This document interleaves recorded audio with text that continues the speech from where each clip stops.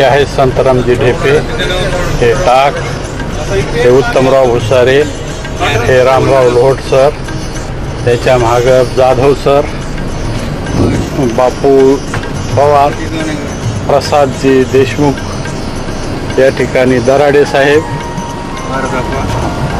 भारतप्पा Dudhgaonkar,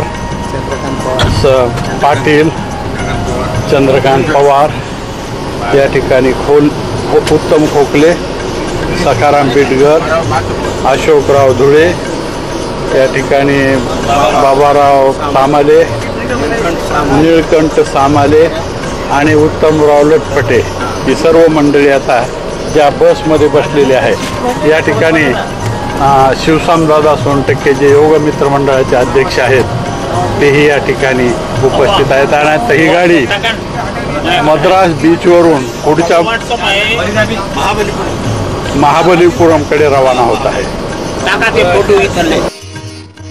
हबाड़ा news channel के लाखों दोस्तों को राजा पुजारी का नमस्ते। आज हम ऐसे अद्भुत शहर का दर्शन करने जा रहे हैं जहां पत्थर बोलते हैं, हंसते हैं, महाभारत की और विश्व को शांति का संदेश देने वाले महात्मा गौतम बुद्ध की कहानियां सुनाते हैं। मित्रों, बंगाल सागर के उपसागर के तट स्थित यह शहर महाबलीपुरम का इतिहास 2000 साल पुराना है। माना जाता है पहली और दूसरी शताब्दी में महाबलीपुरम बंदरगाह समुद्री व्यापार का प्रमुख केंद्र था। प्रसिद्ध चीनी यात्री युआन सांग ने अपनी यात्रा वर्णन में इस शहर का जिक्र किया है। 6वीं शताब्दी में पल्लव वंश के राजाओं ने यहाँ शासन करना प्रारंभ किया। यह पल्लव वंश के राजाओं में पहला राजा महेंद्र वर्मन का कालखंड ईस्वी सन 580 से 630 तक, उसके पुत्र महामल्ल नरसिंह वर्मन का कालखंड 630 से 668 तक, तीसरे राजा महेंद्र वर्मन द्वितीय का कालखंड 668 से 672 तक, चौथे राजा परमेश्वर वर्मन का कालखंड 672 से 700 तक और पांचवें राजा सिंह वर्मन का कालखंड 700 से 728 तक था। इस दरम्यान नरसिंह वर्मन ने चालुक्य वंश के राजा पुलकेशी द्वितीय को 642 में हराकर उसकी राजधानी वातापी में कब्जा किया। अपनी जीत को अमर बनाने के लिए विजय में प्राप्त धन से इन्होंने महाबलीपुरम की स्थापना की और कई स्मारकों का मंदिरों का निर्माण करवाया। यह राजा नरसिंह बहुत ही महान पहलवान थे, इसीलिए इन्होंने महाबलीपुरम में बहुत बड़ी ऐसी पहलवान के अखाड़े खड़े किए। इसमें इसीलिए ये राजा के नाम से ये शहर को मामल्लपुरम कहा जाता है। मामल्लपुरम का तमिली भाषा में अर्थ होता है, मामल्ल बोले तो ग्रेट रेसलर या महान पहलवान, और पुरम का अर्थ होता है कस्बा, मीन्स महामल्लपुरम बोले तो महान पहलवान का कस्बा या शहर। महाबलीपुरम यानी महामल्लपुरम, ऐसा इसका दोनों ही नाम से पहचाना जाता है, जो करीब 400 साल तक चला। मित्रांनो, आपलं आवडतं हबाडा न्यूज चॅनल सबस्क्राईब केलं नसलं तर सबस्क्राईब करा आणि बेल आयकॉन दाबून अपनी पसंदी कळवा। दोस्तों, आज हम ऐसे महाबलीपुरम के अनूठे स्मारकों की भव्यता, व महानता को समझकर जिसे सांस्कृतिक प्राकृतिक धरोहर संघ ने उसे यूनेस्को के विश्व धरोहर सूची में शामिल किया है। ऐसे अर्जुन तप स्मारक का दर्शन लेने जा रहे हैं।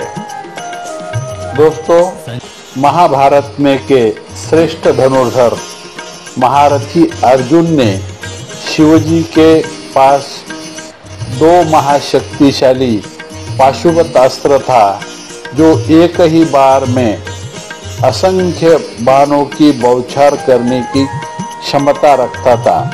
वो पाशुपत अस्त्र प्राप्त कर महाभारत के युद्ध में कौरवों को हराने के लिए अर्जुन ने कठोर तप किया।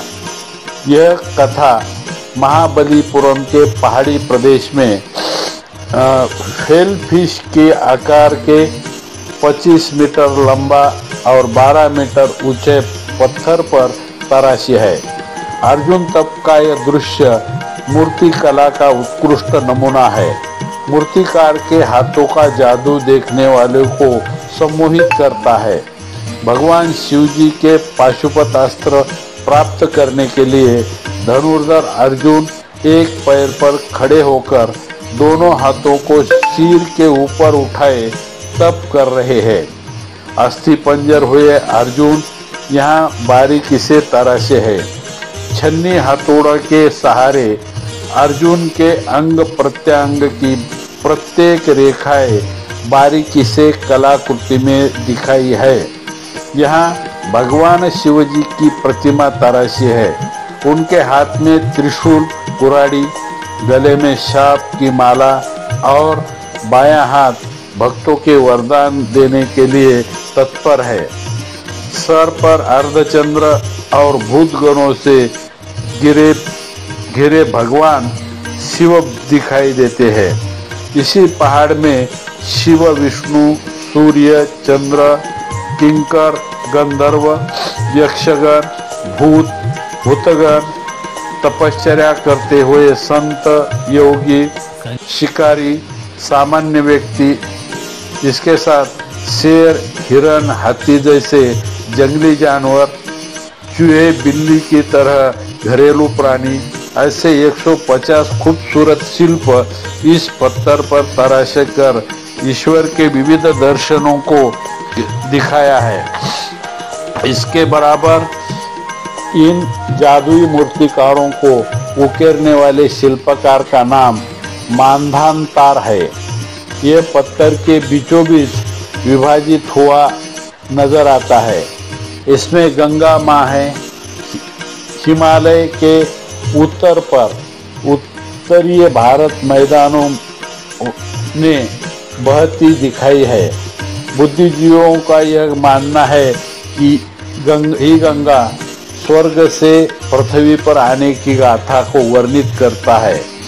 पुरातत्व वेत्ताओं का यहाँ तक दावा है कि इस जगह से पहले पानी भी बहता था।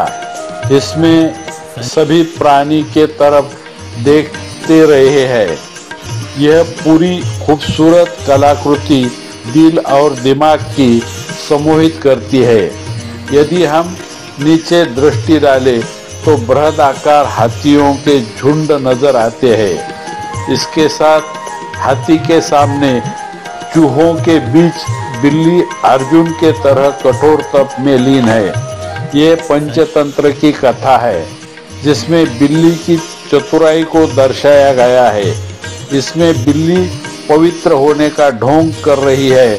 भयमुक्त होकर चूहे कब उसके समीप आते इस मौके का इंतजार कर रही है। ये सब इस पहाड़ी में तराशा है और इतना खूबसूरत है कि उसके हाव भाव और चेहरों पे समझ में आता है कि ये क्या क्या है। दोस्तों, और एक दूसरा अजूबा देखते हैं। अर्जुन के तपस्थली के नॉर्थ की छोर में चट्टान के ढलान पर एक पत्थर है। उसे बटर वॉल या श्री कृष्ण का माखन गोला कहा जाता है। 250 टन वजन का ये पत्थर 20 फुट ऊंचा और 60 फुट व्यास का है। ये पत्थर देखते ही लगता है कि जल्दी ही गिरने वाला है। ढलान पर 45 डिग्री एंगल में खड़ा ये पत्थर आधुनिक विज्ञान को चुनौती देता है। न्यूटन का गुरुत्वाकर्षण का नियम को ही धज्जी उड़ाता है। यह गोला ढलान से लुढ़क जाएगा, गिर जाएगा। इसी कारण चेन्नई के चांसलर आर्थर हॉपलॉक ने 60 हाथी लगाकर ढलान से ढकलने की, गिराने की कोशिश की, लेकिन यह पत्थर इंच भर भी हटा नहीं। 1300 साल से यह पत्थर एक ही जगह पर ढलान पर खड़ा है। अपने आप में एक अजूबा बना हुआ ये पत्थर देखने को लाखों पर्यटक आते हैं। इसको हिलाने की कोशिश करते दिखाई पड़ते हैं। ये हिलता नहीं, लुढ़कता नहीं, यह इसकी खासियत है।